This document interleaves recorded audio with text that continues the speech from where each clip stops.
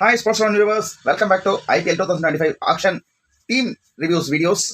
ஒவ்வொரு டீமா அனலைஸ் பண்ணி பார்த்துட்டு இருக்கிறோம். இப்போ நம்ம பார்க்க போற டீம் என்ன அப்படின்னு சொல்லி வாங்க பார்த்துருவோம். வாங்க வீடியோக்குள்ள போயிடுவோம். முதல் வீடியோல கேகேஆர் 2024 ஐபிஎல் சாம்பியன்ஸ் அவங்களுடைய ஆப்ஷன் பிக்ஸ் என்ன மாதிரி இருக்கு, அவங்களுடைய பிளேயிங் 11 எப்படி அமைக்கலாம் அப்படின்ற ஒரு ப்ராபபிள் பிளேயிங் 11 உட்பட எல்லாமே சொல்லியிருந்தோம். இப்போ அவங்க கூட ஃபைனல் ஆன எஸ்ஆர்ஹெச்சுக்கு பக்கத்தில் இருக்கிற ஆர்சிபி. ஏன் ஆர்சிபி அப்படின்னு கேட்டால் archrivals from day 1 of 2008 IPL. Day 1ல கேகேஆர் ஆர்சிபி தான் முதல் ஐபிஎல்ல மேட்ச் ஆடினாங்க.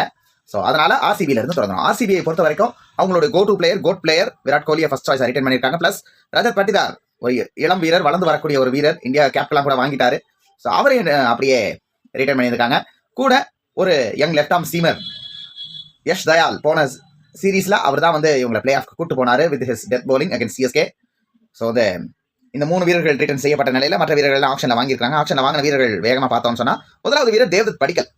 பேஸ் பிரைஸில் கடைசி சான்ஸில் தான் எடுத்தாங்க. பேஸ் பிரைஸ் 2 crores எடுத்தாங்க. முதல்ல ஐபிஎல் கிரிக்கெட்டை இவர் ஆட ஆரம்பிச்சது 2020 ஆர்சிபிக்காக தான் ஆட ஆரம்பிச்சாரு. ஸோ மீண்டும் அவருடைய சொந்த மண்ணுக்கு, தாய் மண்ணுக்கு திரும்பி இருக்கிறார் படிக்கல். ஸோ அவருக்கு என்ன வாய்ப்புகள் கிடைக்குதுன்னு பார்க்கணும். லெஃப்ட் ஹேண்டட் பேட்ஸ்மேன் ஓப்பனராக யூஸ் பண்ண முடியும். நம்பர் 3லையும் ஒரு ஃப்ளோட்டராக பண்ண முடியும். ஸோ ரீசெண்டாக ஐபிஎல்ல பெரிய பர்ஃபார்மன்ஸஸ் இல்லைனாலும் இன்டர்நேஷனல் கிரிக்கெட்டில் டெபியூ பண்ணி ஓரளவுக்கு டீசெண்டாகவே ஆடிட்டு இருக்காரு. பிளஸ் டொமஸ்டிக் கிரிக்கெட்லேயே நல்ல ரெக்கார்டு வச்சிருக்கக்கூடிய ஒரு player. So Padikkal returning to RCB. கூடவே ஸ்வஸ்திக் சிக்காரான ஒரு இளம் வீரர் வந்திருக்காரு. பெருசாக அறியப்படாத ஒரு வீரர், ஒரு பேட்ஸ்மேன், கொஞ்சம் ஆஃப் ஸ்பின் போடுவார் அப்படின்னு சொல்லி இருந்தாலுமே அவர் பேட்ஸ்மேன் அப்படின்ற கேட்டகரியில் தான் எடுத்துட்டு வந்திருக்காங்க. ஸோ ரீசன்ட் ஃபார்ம் பெருசாக சொல்லிக்க அளவுக்கு எதுவும் இல்லை. அடுத்தது கோல் காப்பாளர்கள்.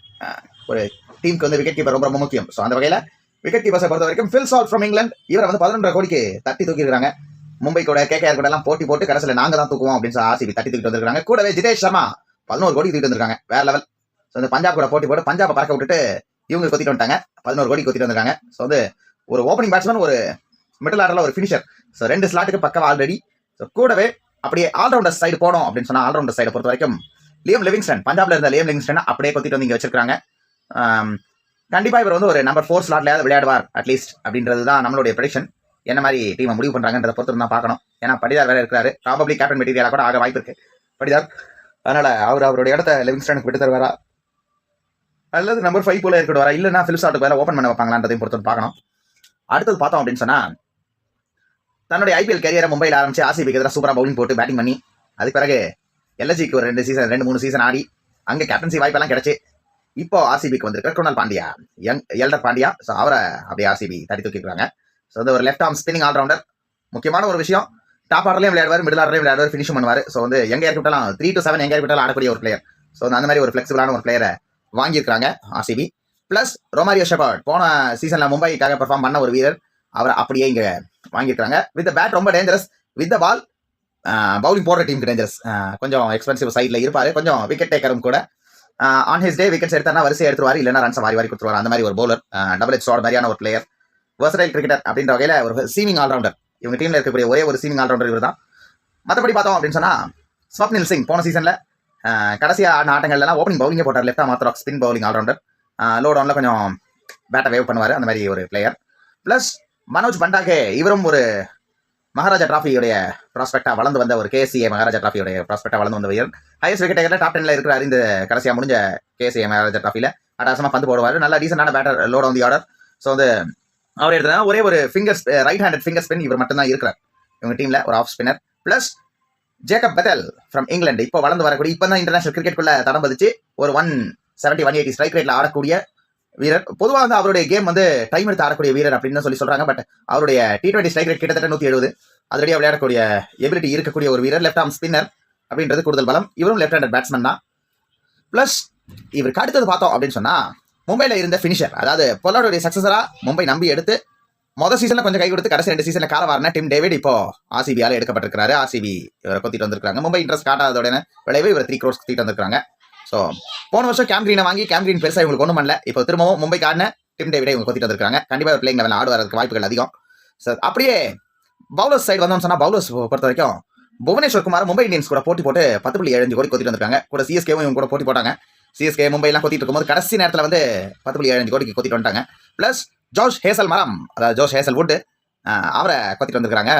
12.5 கோடி கொடுத்து எடுத்துட்டு வந்திருக்காங்க. ஒரு நல்ல ஒரு பிளேயர், டிசிப்ளினான பவுலர், நல்ல ஸ்ட்ரிக்டான line and length, test match length போட்டு லைன்ல நல்ல பேஸோட நல்ல பவுன்ஸ் ஏறக்கூடிய ஒரு பவுலர். பிளஸ் டெத் ஓவர்ஸில் யார்கர்ஸ் நல்லா போகக்கூடிய ஒரு பவுலர், எக்ஸ்பீரியன்ஸ் கேம்பைனர் தான், Australian bowler, world cup winning டீம்லாம் இருந்த ஒரு அட்டகாசமான பிளேயர். ஸோ அவரை வந்து அப்படியே தட்டி தூக்கிட்டு வந்திருக்காங்க.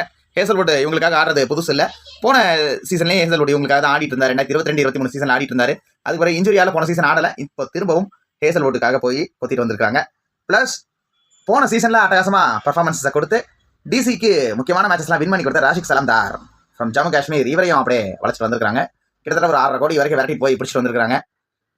ஸோ கண்டிப்பாக இவர் ஒரு வேல்யூபிள் ஆசிரியர் இருக்கிறதுக்கு வாய்ப்புகள் அதிகமாகவே இருக்குது. ப்ளஸ் மோஹித் ராத்தி ஒரு யங் லெக் ஸ்பின்னர், இவர் ஒரு கிராஃப்டியான லெக் ஸ்பின்னர், இவரையும் கொண்டு வந்திருக்காங்க. லோட அந்த இடத்துல கொஞ்சம் பேட்டிங்லேயே ஹேண்டி அப்படின்ற மாதிரி வட்டாரங்கள் சொல்லுது. ப்ளஸ் அபிநந்தன் குமார், பெருசாக அறியப்படாத வீரர்களில் இந்த அபிநந்தன் குமார் அப்படின்ற ஒரு வீரரை கொண்டு வந்திருக்காங்க. ப்ளஸ் போன வருஷம் மும்பைக்காக டெபியூ பண்ணி டீசென்டான பர்ஃபார்மன்ஸ் கொடுத்த நுவன் துஷாரா, மலிங்கா மாதிரியே போலிங் போடக்கூடிய பவுலர், மலிங்கா மாதிரியே யாக்கர் போடுவார்னு சொல்லிட்டு டெத் பவுலர் ஸ்பெஷலிஸ்ட் அப்படின்னு நம்பி எடுத்து வந்திருக்காங்க. என்ன பண்றாருன்றதை பொறுத்து தான் பார்க்கணும். போன சீசன் ரீசனபிளி ஓகேவா பண்ணாரு, பட் ஸ்லைட்லி அந்த எக்ஸ்பென்சிவ் சைடு தான் மும்பையை பொறுத்த வரைக்கும்.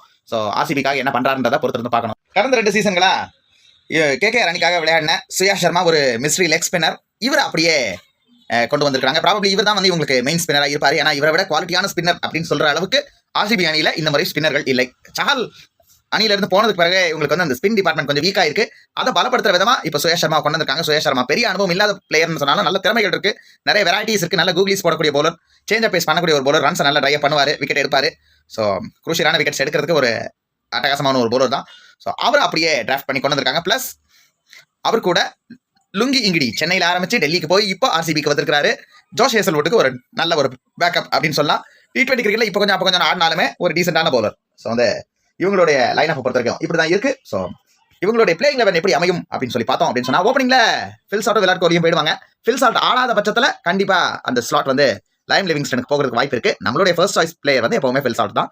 நம்பர் 3ல லைம் லிவிங்ஸ்டன் வச்சுக்கலாம். ஏன்னா வந்து ஒரு ஹிட்டர், கண்டிப்பா பவர் பிளேல அடிச்சு ஜம்சம் பண்ணக்கூடிய போல ஸ்பின் நல்லா விளையாடுவார். அந்த வகையில அந்த டாப் ஆர்டர் போன வருஷம் வில் ஜாக்ஸ் பிளே பண்ண ரோலை இந்த வருஷம் கண்டிப்பா இவர் தான் பிளே பண்ணுவார். நம்பர் 4ல கேப்டனாக ஆனாருன்னு சொன்னா பட்டிதார் தான் கண்டிப்பா ஆடுவார். கேப்டன் ஆகலனாலும் பட்டிதார் தான் ஆடுவார். ஸோ வந்து பட்டிதாருடைய ஸ்லாட் அது. நம்பர் 5 பொறுத்த வரைக்கும் அவங்க கண்டிப்பா குருணால் பாண்டியாவை ஆட வைக்கணும். ஒரு 4 ரைட் ஹேண்டர்ஸ்க்கு பிறகு ஒரு லெஃப்ட் ஹேண்டர் த்ரோ இன் பண்றது ரொம்ப நல்லாவே இருக்கும்.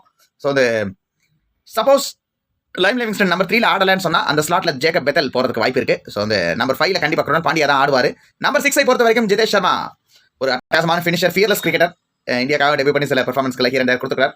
நம்பர் 7ல டமால் டிம் டேவிட், டமால் அடிப்பாரான்றதை பொறுத்து நான் பார்க்கணும். கொஞ்சம் பவுலிங்கும் போடுவார்னு சொல்றாங்க, பட் நான் பவுலிங் போட்டு அவர் பெருசாக பவுலிங் போட்டு நான் பார்த்ததே இல்லை. ஆல்ரவுண்டர் அப்படின்ற ஒரு கேட்டகரியில் தான் டேவிட் உள்ள வந்திருக்காரு. நம்பர் 8 பொறுத்த வரைக்கும் புவனேஸ்வர் குமார் தான் கண்டிப்பாக ஆடுவார். புவனேஸ்வர் குமார் கூட ஜோஷ் ஹேசல் மரம் அவங்க 2 பேர் தான் ஓப்பனிங் பவுலர்ஸாக இருப்பாங்க.